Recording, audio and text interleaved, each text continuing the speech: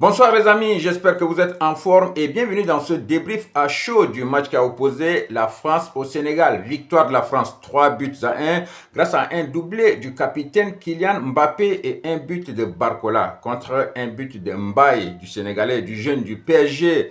Alors ce match, ça a été un match très compliqué pour les Bleus en première mi-temps parce que l'équipe de France n'a pas existé et c'est en deuxième mi-temps que l'équipe de France a profité de ces temps forts pour essayer d'enfoncer le clou à l'équipe du Sénégal. Les Sénégalais vont regretter cette première mi-temps où ils ont dominé et ils n'ont pas su concrétiser leur action. Ce qui est sûr, le capitaine de l'équipe de France, Kylian Mbappé, a répondu aux critiques des Français. C'est dur de critiquer ce jeune homme. Kylian Mbappé, c'est mon joueur au Real Madrid. Mais franchement, j'ai souvent du mal à le critiquer parce que c'est un garçon qui sait répondre. Il a beaucoup encaissé. On a beaucoup critiqué Kylian Mbappé lors des matchs de préparation. À la limite, c'était des méchancetés qui ont été dites sur Mbappé, mais il s'est calmé, il est resté, il dit que lui, il va marquer au mondial, il va répondre au mondial et dès le premier match, il marque un doublé. Et quand il est lancé comme ça va être très difficile de l'arrêter Mbappé. La Coupe du Monde, c'est sa compétition. Quand il vient en Coupe du Monde, il domine toujours. Depuis son jeune âge, il fait sensation dans cette compétition-là. Et là, il est encore bien parti pour vraiment tout gagner. Il a marqué un doublé qui a permis à l'équipe de France de remporter cette victoire très précieuse qui a lancé l'équipe dans la compétition. Alors, en première mi-temps, la France a été copieusement dominée. Les Sénégalais avaient des occasions. Il y a Jackson qui frappe le poteau. Ça ricoche sur Meillan et ça part dehors. Dans la plupart des cas, ces telles actions-là finissent au fond. Mais quand moi j'ai vu cette action, je me suis dit que non, la France a vraiment de la chance ce soir et peut s'en sortir parce qu'ils ont été vraiment dominés, mais copieusement en première mi-temps. Ils n'ont pas encaissé, ils ont fait le dos rond. Et dès le retour des vestiaires, je savais que bon, si ils gagnaient des occasions, ils allaient marquer parce qu'ils ont des individualités. Un garçon comme Mbappé peut vraiment traverser le match sans rien faire, mais quand il a une occasion, il va les transformer. Il a fallu l'intervention de la VAR pour annuler ce penalty parce qu'il y avait penalty, il y avait une faute sur lui. Et puis après, on a fait recours à la VAR pour annuler. Peu après, il a été lancé très bien par Olise. Olise, mais qui distille de très bonnes passes.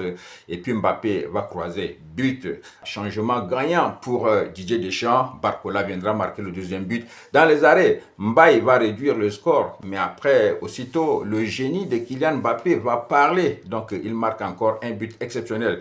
Mention pour Mbappé qui réussit son match et qui lance l'équipe de France dans la compétition. Attention, quand Kylian est lancé comme ça, il va aller peut-être chercher le trophée. Il va aussi vouloir peut-être effacer la mauvaise saison avec le Real Madrid. De toutes les manières, c'est très bien parti pour le capitaine de l'équipe de France.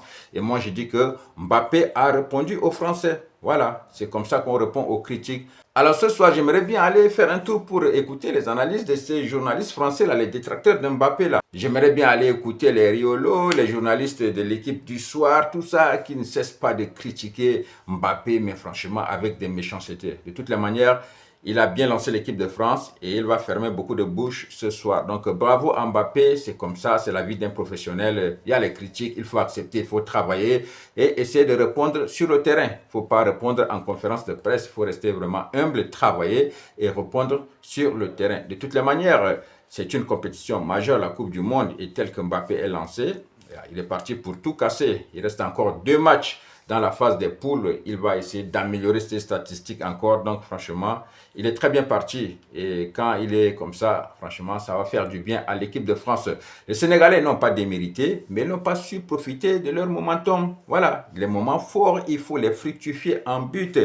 Et je pense que ils l'auront appris, donc peut-être que les 2 prochains matchs, ils vont mieux faire. De toutes les manières, le Sénégal a une très bonne équipe et ils peuvent rebondir dès ce premier tour et puis peut-être se repositionner pour la suite de la compétition. Donc voilà, il faut rectifier les erreurs. La France a pris sa revanche sur le Sénégal en 2002. C'était le Sénégal qui avait surpris la France en match d'ouverture comme ça de la Coupe du Monde.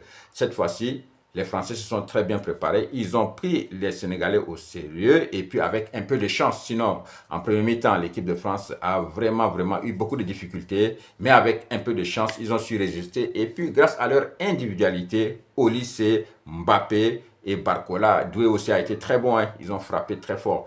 Et puis bon, il y a des défenseurs qui se sont débrouillés. Upamecano, mention pour lui, il a très bien joué. Saliba. Le gardien Meillan aussi a fait quelques vraiment sauvetages pour l'équipe. Donc franchement, c'est une équipe de France qui est bien lancée pour la suite de la compétition. Les amis, je vous souhaite de passer une excellente soirée. On se retrouve à très vite pour d'autres débriefs sur le mondial. Big up!